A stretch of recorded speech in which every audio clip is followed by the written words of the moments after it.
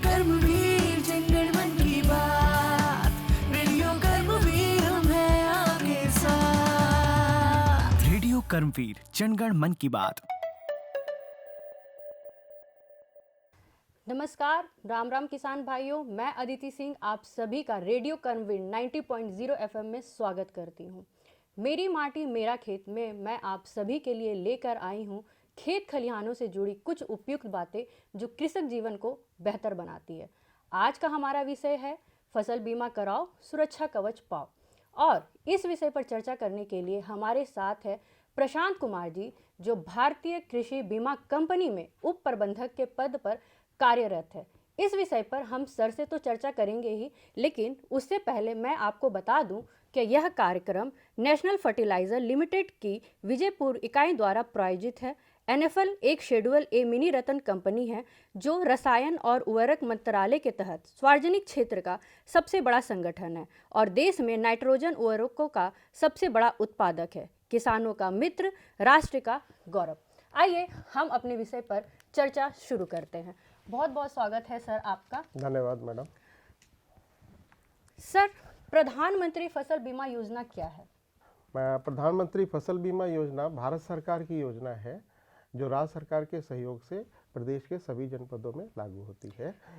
योजना का मुख्य उद्देश्य ये है कि किसानों की जो भी फसल का नुकसान होता है वो इस योजना के माध्यम से हम क्षतिपूर्ति देते हैं उसको, यानी एक तरह से भरपाई करते हैं उनका जो भी नुकसान होता है। सर, जैसे कि आपने नुकसान की बात कही, किस तरह का नुकसान की भरपाई करती जैसे है हमारा मौसम प्रतिकूल मौसम की वजह से जितना भी हमारा जैसे असफल बुआई नहीं कर पा रहा है किसान, या फिर किसान ने बुआई करने के बाद जो प्रतिकूल मौसम है जैसे कि हमारा ओलावृष्टि है, हमारा वर्षा है, अधिक वर्षा है, कम वर्षा है, सूखा पड़ गया, इस तरह के जोखिमों को योजना के अंतर्गत कवर किया गया है। इस फसल बीमा योजना को कौन करवा सकते, किन प्रधान के लोग इसमें आते हैं? योजना में सम्मिलित होने के लिए हमने मुख्यतः किसानों को दो कोटियों में डिवाइड करा है। हमारा एक प्रथम है कि हमारा ऋणी कृषक और दूसरा अऋणी कृषक। ऋणी कृषक वो कृषक हैं जो बैंक से लोन ले रहे हैं और अपनी फसल लगा रहे हैं, उनको हम ऋणी कृषक कहेंगे। अऋणी कृषक वो है जो बैंक से लोन नहीं ले रहे हैं लेकिन अपनी फसल का बीमा कराना चाहते हैं, उनको हम अऋणी कृषक कहते हैं। ये दोनों के लिए ही ये योजना हमारी स्वैच्छिक योजना है और इसमें दोनों ही प्रकार के किसान अपनी योजना से जुड़ सकते हैं, अपनी फसल का बीमा करा सकते हैं। सर, ये जो प्रधानमंत्री फसल बीमा योजना है, इसकी सीमित राशि क्या होती होगी? बीमित राशि मैडम, बीमित राशि इसकी जो जिसको हम कहते हैं वो जिला स्तर पे एक तकनीकी समिति बनी है। जिला स्तरीय तकनीकी समिति वो फसल के जो वित्तमान है उसके आधार पे और पिछले गत वर्षों में जो औसत उपज आई और उस संबंधित फसल का जो न्यूनतम समर्थन मूल्य है उसके आधार पे उसका आकलन किया जाता है।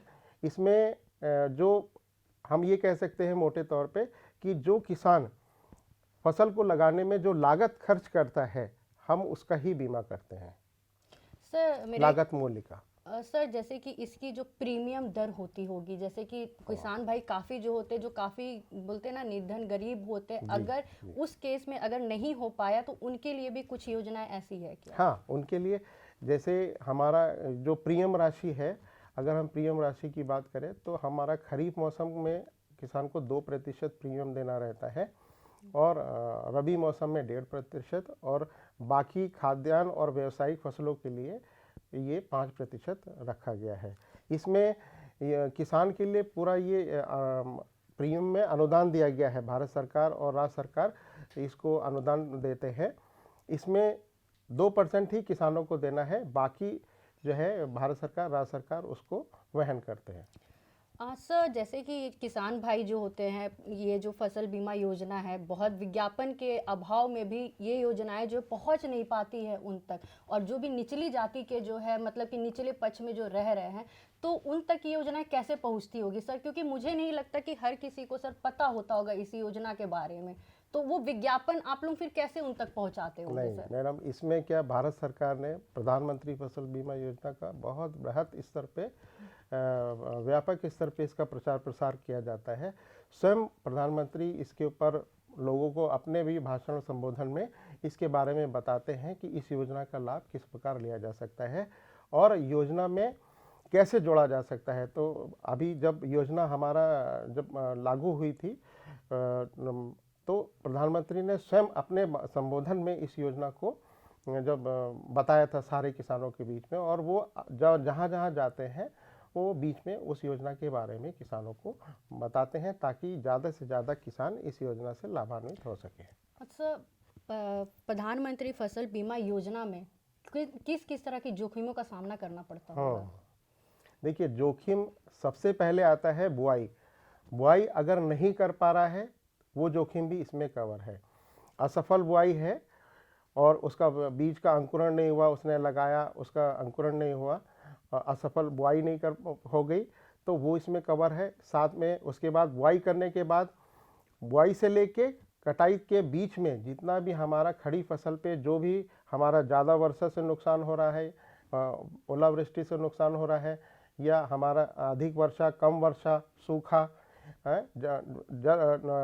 आपका ये जो भूस्खलन है, आकाशीय बिजली है, इससे जो नुकसान हो रहा है वो हम सब इसको इसमें मतलब आपदा कवर प्रबंधन, करते हैं। आपदा जो आती है उससे भी अगर कुछ प्राकृतिक आपदा, प्रकृति की जो आपदा आती है उससे भी मतलब कि इससे लाभ मिल सकता इसमें है। सारी जितनी भी आपदाएं कवर है, सारी प्राकृतिक आपदा ही कवर है इसमें। और फसल कटने के बाद किसान अपनी फसल को सुखाने के लिए गट्ठर बना के या खुले में 14 दिन का वो भी कवर इसमें शामिल है। यानी बुआई से लेके कटाई तक और कटाई के बाद भी 14 दिन का कवर योजना में शामिल है। सर, जैसे कि होता है ना कि कभी धान की खेती में आग लग गई, तो इस संदर्भ में भी इस योजना में लाभ मिलेगा? इसमें लाभ मिलेगा, लेकिन हमने जैसे बताया कि आकाशीय बिजली से अगर आग लगती है तो वो योजना में कवर है। और वो आकाशीय बिजली से जब भी आग लगेगी तो वो पूरे बड़े एरिया में आग लगेगी और बड़ा नुकसान होगा, तो उसको योजना में कवर किया गया। सर, इस योजना के तहत गैर श्रेणी किसान बीमा कैसे ले सकते हैं? गैर ऋणी कृषक, हमने बताया कि अऋणी कृषक, जो गैर ऋणी कृषक हैं, जो बीमा नहीं ले, वो लोन नहीं ले रहे हैं, ऋण नहीं ले रहे हैं बैंक से और अपनी फसल लगा रहे हैं, वो हमारे जहाँ पे उनका जिस बैंक में उनका खाता है वहाँ से वो बीमा करा सकते हैं, या फिर कोई निकटतम बीमा शाखा से करा सकते हैं। आपका ये सहकारी समिति से करा सकते हैं, जन सेवा केंद्र से करा सकते हैं, जिसको CSC सेंटर कहते हैं, वहाँ से जाके, और बीमा कंपनी या बीमा कंपनी के अधिकृत जो एजेंट हैं जिनको, उनके माध्यम से भी वो बीमा करा सकते हैं। सर, प्रधानमंत्री फसल योजना के तहत कृषि किसान बीमित फसल में परिवर्तन करा सकते हैं और कैसे करा सकते हैं? उस अपनी फसल का परिवर्तन अगर करना है किसान ने, जैसे मान लीजिए कि वो बैंक में लोन लिया है और उसने जो क्रॉप वाइज उसका जो वहाँ पे लोन, वो क्रॉप लिखा है कि हाँ वो ये क्रॉप के अगेंस्ट में लोन ले रहा है, तो यही माना जाता है कि इसी के अगेंस्ट में वो वही फसल लगा रहा है। उसके सापेक्ष ही हम बीमा करते हैं। यदि उसको लगता है कि वो दूसरी क्रॉप लगा रहा है, फसल लगा रहा है, तो उसको 2 दिन पहले, 2 कार्य दिवस पहले जाके, यानी बीमा नामांकन की तिथि, अंतिम तिथि के 2 दिन पहले जाके अपनी बैंक शाखा को एक पत्र देता है लिखित में कि हम ये क्रॉप लगाएंगे, तो वो अपना क्रॉप चेंज कर सकता है। 2 कार्य दिवस से पहले उसको ये करना रहेगा। काफ़ी महत्वपूर्ण यह बीमा हो गई है हमारे किसान भाइयों के लिए करवाना, क्योंकि उन्हें हर क्षेत्र में इससे लाभ मिलने वाला है। जी जी जी। सर, जैसे कि गैर श्रेणी किसान द्वारा फसल बीमा लेने के लिए कौन से दस्तावेज जमा करवाने की जरूरत पड़ती है सर? मतलब कि उनके पास क्या क्या एकदम होना जरूरी है? देखिए, गैर ऋणी किसान अगर अपनी फसल का बीमा करा रहे हैं तो उनको पहले तो अपना जो ज़मीन है, भूस्वामी का जो उनके पास अभिलेख है, वो उनको उसका एक कॉपी रहेगा। साथ में उन्होंने भूमि कब्जा प्रमाण पत्र एक देना रहेगा, अपना आधार कार्ड देना रहेगा, अपना बैंक पासबुक जहाँ पे उनका खाता है बैंक में, उसका एक खाते उसका पासबुक की एक प्रति देनी पड़ेगी। और इसके साथ साथ अगर हमारे जो राज्य सरकार द्वारा जारी की गई अधिसूचना के अंतर्गत उसमें क्रॉप सोइंग मतलब फसल जो बो रहा है, फसल बुआई प्रमाण पत्र अगर उसमें अनिवार्य है तो वो भी देना रहेगा। मान लीजिए सर, ये सारे दस्तावेज जो आपने बताए, इनमें से कोई भी अगर नहीं रहा तो नहीं, जो भी है बहुत नॉमिनल डॉक्यूमेंट्स, मतलब जो भी दस्तावेज हैं बहुत ही कॉमन है। जैसे उसका आधार कार्ड, हर किसान के पास अपना आधार कार्ड है, उसका बैंक अगर खाता है कहीं, क्योंकि ये जो इसकी योजना है, इस योजना की खास बात ये है कि इसमें किसान के खाते से ही प्रीमियम उठ के जाता है और क्लेम भी जो है किसान के खाते में ही दिया जाता है, यानी बीच में हम नहीं दे सकते। तो उसका जो बैंक खाता है उसका एक पासबुक का कॉपी लगेगा, उसका आधार कार्ड का कॉपी लगेगा और उसके जो ज़मीन है उसका कागज़। हाँ, अगर वो उसने बटाई पे ली है या किसी के साथ उसने अनुबंध किया है, तो दूसरी ज़मीन पे वो बो रहा है, तो उस केस में अनुबंध की एक प्रति भी उसको जमा करनी है। यही मैं आपसे पूछने वाली थी कि बहुत सारे जो किसान भाई है सर, जिनके जो पास ज़मीन नहीं है तो वो दूसरों की कैसे, ज़मीन पे काम कर रहे हैं, तो उनको वो कैसे कर एक सकते हैं? अनुबंध करते हैं। जो ठीक है। भूस्वामी होता है उसके साथ उनका एक अनुबंध होता है कि हम इस पे आपकी ज़मीन पे हम अब फसल लगा रहे हैं, और जो भी उनका शेयरिंग का वो रहेगा वो उस पे रहता है, तो उसका एक प्रति हमको जमा करना है। मतलब एक प्रूफ देना पड़ेगा देना उनको। पड़ेगा। अच्छा सर, प्रधानमंत्री फसल बीमा योजना के तहत बीमा इकाई क्या है सर इसमें? ये अच्छा प्रश्न है आपका। प्रधानमंत्री फसल बीमा योजना, देखिए ये हमारी जो है क्षेत्र मतलब जो हमारा एरिया है, एरिया अप्रोच स्कीम इसको हम बोलते हैं, क्षेत्रीय दृष्टिकोण के आधार पे। तो उसमें क्या है कि हम इंडिविजुअल फार्मर का जो खेत का है वो बीमा तो करते हैं, लेकिन वो जिस न्याय पंचायत या ग्राम पंचायत में रहता है हम उसका बीमा करते हैं।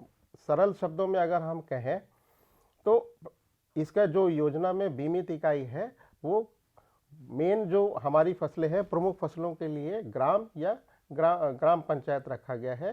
कहीं कहीं पे उसको फिरका या पटवार हल्का पे भी बोला जाता है कि उसको रखा गया है। और जो बाकी हमारी अन्य फसलें हैं उनका हम जिला स्तर पे या फिर तहसील स्तर पे उसको रखते हैं, क्योंकि ये मेन है कि वहाँ पे उस फसल का बुआई कितना है, कितना वहाँ पे वो फसल का एरिया है, उसके हिसाब से ही निर्धारण किया जाता है कि उसका इकाई क्या रखा जाएगा। तो मेन प्रमुख फसलों के लिए ग्राम या ग्राम पंचायत, और अन्य फसलों के लिए तहसील स्तर या जिला स्तर पे उसको रखते हैं। सर आपने भी जैसे दो चीज़ों का नाम लिया, प्रमुख फसलें और अन्य फसलें, तो जो हमारे किसान भाई देख रहे हैं, आप उन्हें थोड़ा बताइएगा कि ये प्रमुख फसलें और अन्य फसलें क्या है? प्रमुख फसलें ये है कि हर जगह, जैसे हमारी खरीफ का, अगर हम खरीफ मौसम में बात करें तो हम किसान सबसे ज़्यादा धान लगाता है, सोयाबीन लगाता है। ये सब एरिया के हिसाब से है कि हर जिले, हर राज्य में अलग अलग पैदावार है। आप साउथ में जाएंगे, दक्षिण के क्षेत्र में जाएंगे तो वहाँ पे आपको धान ज़्यादा मिलेगा। आप उत्तर के क्षेत्र में आएंगे तो आपको गेहूँ मिलेगा। तो उन खरीफ मौसम में जो प्रमुख फसल है वो हमारी धान है, और रबी मौसम में हमारी गेहूं है। बाकी अन्य फसलों में जैसे हमारी जो धान के अलावा है मक्का, ज्वार, बाजरा, और आपका दलहन में अगर हम बात करें तो मूंग है, उड़द है, और अरहर है खरीफ मौसम में। और रबी मौसम में अगर हम बात करें तो हमारा प्रमुख फसल हमारी गेहूं है, उसके साथ साथ हम चना, मटर, मसूर और लाही सरसों वगैरह भी हम पैदा करते हैं। किसी भी तरीके की आपदा अगर हो जाती, जैसे आपदा की बात हमने पहले की, प्राकृतिक आपदा या फिर जैसे कि आग लग जाने की, तो इस तरीके की प्राथमिकी दर्ज कराने कहाँ जाए और इसकी क्या प्रक्रिया होती होगी सर बीमा का लाभ उठाने की? हाँ, ये अच्छा सवाल है। इसमें देखिए, किसान को कहीं जाने की ज़रूरत नहीं है। किसान को जहाँ पे उसका बैंक खाता है वो डायरेक्ट बीमा कंपनी को भी, इसमें 72 घंटे का प्रावधान है। जैसे ही कोई नुकसान होता है फसल का, तो इसमें हमारे पास दो तरह के नुकसान हैं। एक तो हमारे उपज के आंकड़ों के आधार पे हम उसकी गणना करते हैं, और एक हमारे स्थानिक आपदा है। स्थानिक आपदा में हमारे जैसे फसल के मध्य में जैसे हमारा ओलावृष्टि हुआ, भूस्खलन हुआ, आकाशीय बिजली हुई, या बादल फटने से फसल का नुकसान हुआ, या फिर आपका बादल फटने से जो भी, और ये स्थानीय आपदा में आते हैं, और इसमें आपको 72 घंटे के अंदर बीमा कंपनी को सूचना देनी रहती है।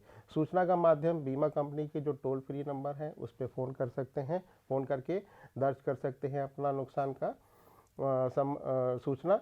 फिर साथ में आप कृषि विभाग या बैंक, आपका जो बैंक शाखा है उसके अधिकारियों के माध्यम से भेज सकते हैं, या फिर आप बीमा कंपनी के जो प्रतिनिधि ज़िले में हैं उनके माध्यम से भी आप भेज सकते हैं। और हमारा जो प्रधानमंत्री का जो राष्ट्रीय कृषि बीमा पोर्टल है उसके माध्यम से भी आप उसमें अपनी सूचना दर्ज कर सकते हैं नुकसान की। हमारे जो किसान भाई हैं, जो अभी आपने बोला कि टोल फ्री, आप नंबर बता सकते हैं कि कौन सा टोल फ्री नंबर है या पोर्टल है जो मतलब उन तक वो पहुंच सके? हमारा टोल फ्री नंबर हम क्या है कि भारत सरकार का टोल फ्री नंबर है। इसमें हमारे पास 1800-180-151 ये हमारा किसान कॉल सेंटर इसको हम बोलते हैं। इसके ऊपर अगर वो अपना सूचना देंगे तो वो उनकी सूचना दर्ज करके और वो संबंधित बीमा कंपनी को भेजेंगे। सर, जैसे कि आपने बोला आपदा प्रबंधन, आकाशीय बिजली, भू संकलन, लेकिन अगर फसल का नुकसान अगर होता है कि बुआई के बाद फसल सड़ जाती या फिर इसके अतिरिक्त कुछ भी ऐसा होता है, आग लग जाती, तो उसके तहत ये बीमा काम करती हैं क्या? बिल्कुल मैडम, मैंने आपको बताया कि प्राकृतिक आपदा जितनी भी तरह की हैं सब इस योजना में कवर है। नुकसान हमने दो तरह से हम लोग नुकसान का आकलन करते हैं। एक तो शुरुआत में जैसे असफल बुआई हो गया, अब मैं आपको बिल्कुल नुकसान का बताता हूँ कैसे इसमें वो करा जाता है आकलन। असफल बुआई के केस में हमारे योजना की जो अधिसूचना है, अधिसूचना के अनुसार जिला स्तर पे जो हमारे कलेक्टर हैं, ये जो जिला अधिकारी महोदय हैं, वो एक अधिसूचना जारी करते हैं कि हमारे इन एरिया में किसान भाई असफल, मतलब उनका बुआई नहीं हो पाई, असफल बुआई हो गई, इसलिए ये बुआई करने से वंचित रह गए, इनको बीमा में जो लाभ है वो दिया जाए। तो हम उन एरिया का सर्वेक्षण करते हैं और सर्वेक्षण करने के बाद तुरंत ही तत्काल 25% जो है उसमें हम उनको क्षतिपूर्ति देके वो योजना से बाहर हो जाते हैं। दूसरा है कि उन्होंने फसल लगाई, फसल लगाने के बाद बीच में जो जोखिम नुकसान हुए, जैसे ओलावृष्टि हुआ या आपका भूस्खलन हुआ या आपका बादल फटने से फसल का नुकसान हुआ या फिर किसी और, तो उसमें क्या है, ये हमारे स्थानिक आपदा है, इसमें 72 घंटे के अंदर हमको सूचना मिलेगी और जिन जिन एरिया पे होगी वो व्यक्तिगत आधार पे हम उसका आकलन करेंगे। फिर लास्ट, जैसे अब व्यक्तिगत आधार पे जो हम क्षतिपूर्ति देते हैं वो अपने जो प्राइमा फेसी जो हम देखते हैं आँखों से, जो आँखों देखा जितना नुकसान दिखता है उसके आधार पे देते हैं। कल को अगर उपज के आंकड़ों के आधार पे वो वहाँ पे जितना भी नुकसान हमको दिखता है, तो जैसे मान लीजिए सपोज कि हमने उनको मध्य में हमने उनको 25% हमने उनको क्लेम दे दिया स्थानिक आपदा के आधार पे, व्यक्तिगत आधार पे। अब कल को हमारे पास उपज आंकड़े आएंगे, उपज के आंकड़े जो बीमा इकाई के आधार पे, तो जैसे जो भी है वहाँ पे ग्राम पंचायत है या फिर आपका तहसील है या जिला है, जो उनके आंकड़े आएंगे उसके आधार पे अगर 40% नुकसान दिखता है तो हमने पूर्व में जो 25% नुकसान दिया है उसके बाद हम 15% उसको हम और क्षतिपूर्ति देंगे ताकि उसका जितना टोटल नुकसान हुआ है उसकी भरपाई हो सके। सर, ये जो भारतीय कृषि बीमा कंपनी है, ये बीमा के अलावा और किन क्षेत्रों में काम कर रही है कृषि के लिए?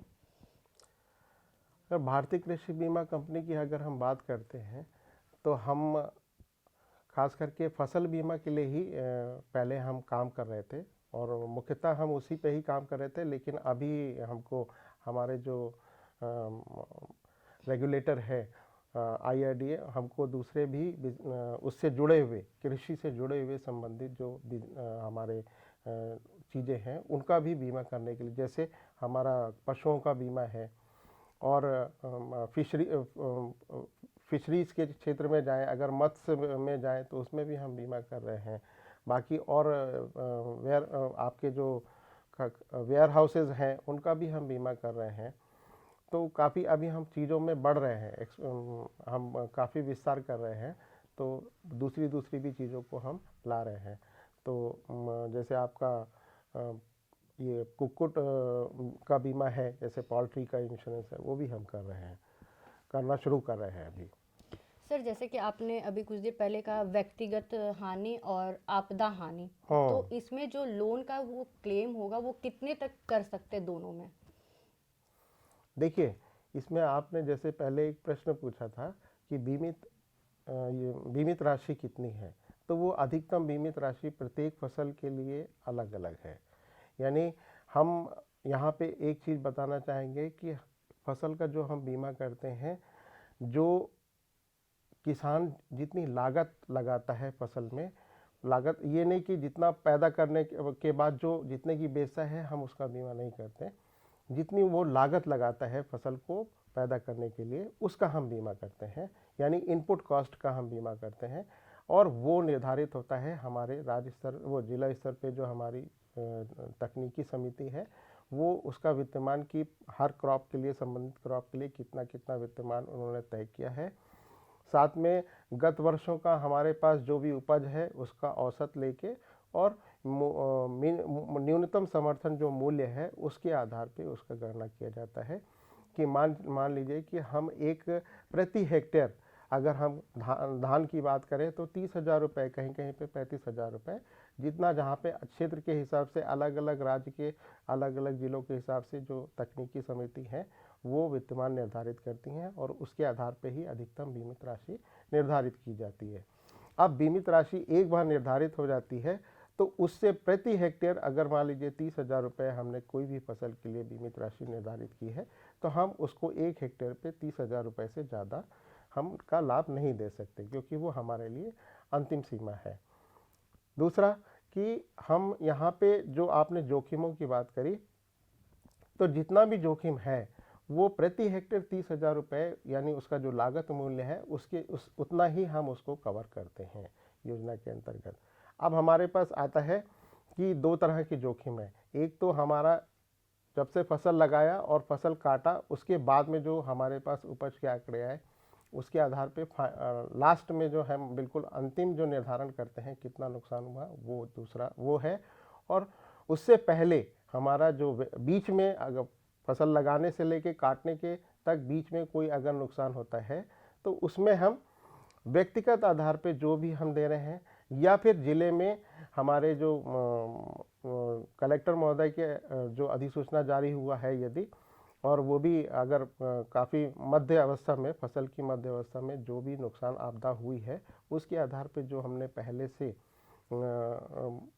जो लॉसेस हमने देखे, हमने जितना भी नुकसान हमने आकलन किया उसके आधार पे जो भी हम उनको क्षतिपूर्ति देते हैं उसके बाद वो उसमें से उसके बाद हम जो अंतिम जो हम उस एरिया का उस बीमित इकाई का जो हमारे पास लास्ट में उपज के आंकड़ों के आधार पे जो भी आकलन आता है वो हम देते हैं। यानी कहने का मतलब है कि हमने आपको बताया कि हमने मान लीजिए सपोज़ कि मध्य अवस्था में हमने 25% का नुकसान हुआ और हमने दे दिया, लेकिन बाद में हमें उपज के आंकड़ों के आधार पे यानी जब फसल बिल्कुल कटती है तो क्या है कि बीच बीच में हम अब तो उपज का आकलन करने के लिए हमारे पास और भी तकनीकी आ गई है, लेकिन जो हम मेन कुछ क्रॉपों का उपज के आंकड़ों के आधार पे करते हैं तो सैंपल बेस पे हम क्रॉप कटिंग करते हैं।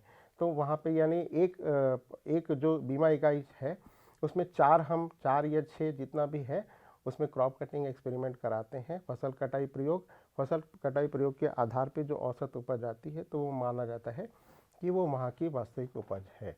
उस उपज को, वास्तविक उपज को, और पिछले गत वर्ष की 7 वर्षों में से जो 5 वर्ष अच्छे वर्ष हैं उनकी हम औसत उपज लेके हम उसका दोनों की तुलना करते हैं। यदि कम है औसत उपज से हमारी जो वास्तविक उपज आई है वो अगर कम है तो हम ये मानते हैं कि वहाँ पे नुकसान हुआ है।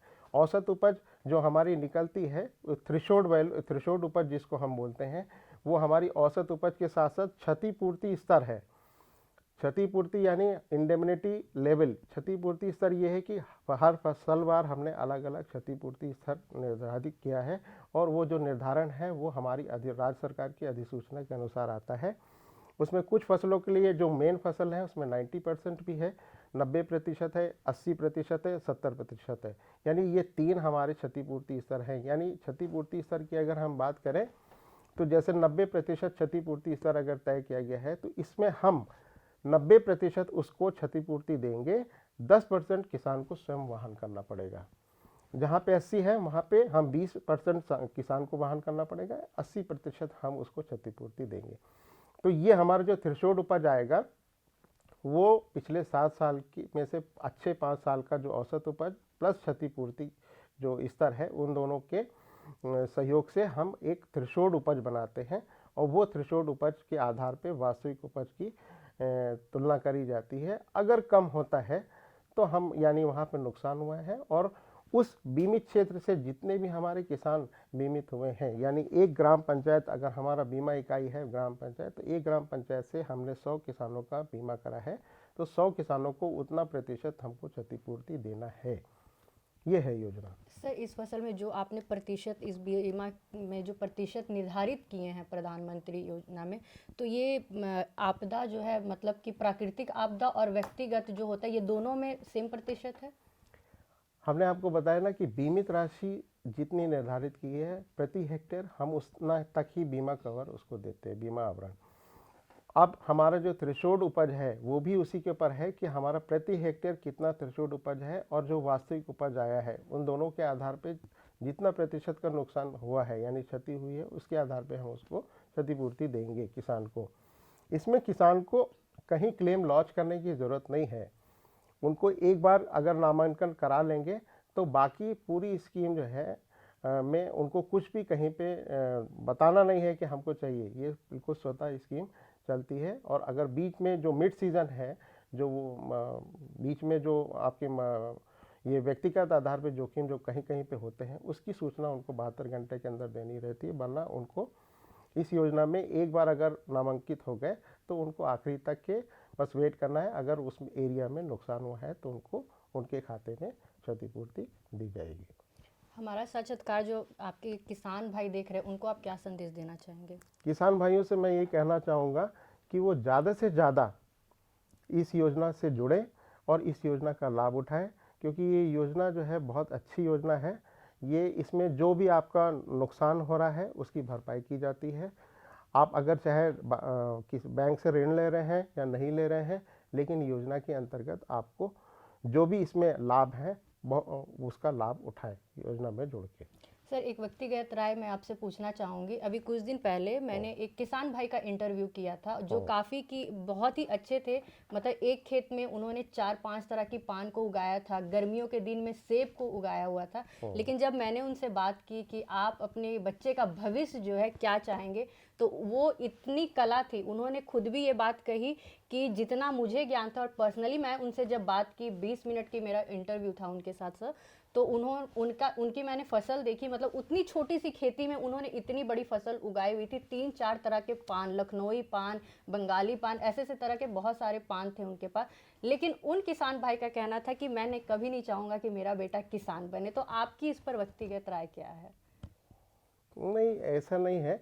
किसान वाकई हम अभी जो देखते हैं भारत में अगर देखें तो किसान जितने भी हैं, किसान का मतलब जो भी फसल लगाना वो उसको उतना उस स्तर पे नहीं देखते हैं जो इंजीनियर है या फिर डॉक्टर है। का रुझान कम हो जो गया है। रुझान कम हो गया। लेकिन ऐसा नहीं है, अगर हम बाहर जाएं, भारत से बाहर देखें तो जो बड़े बड़े लोग हैं वो फार्मिंग कर रहे हैं, वो खेती कर रहे हैं।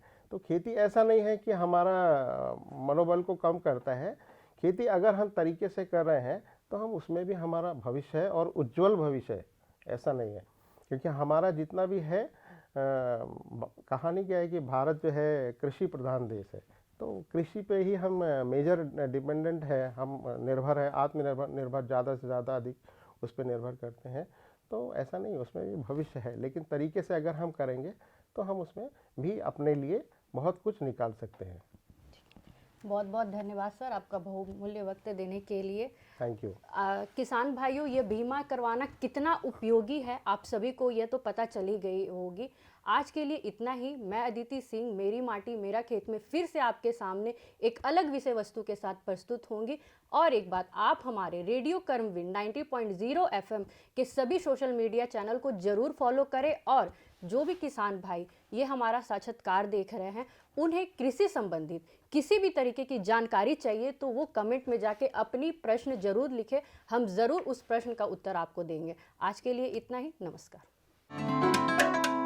आओ हम सब थामे हाथ, गाँव शहर के करेंगे बात, खेतों और खलियानों से जुड़कर करेंगे जनगण मन की बात। 90.0 FM रेडियो कर्मवीर सुन रहे हैं आप, रेडियो कर्मवीर जनगण मन की बात, रेडियो कर्मवीर हम हैं आपके साथ, रेडियो कर्मवीर जनगण मन की बात।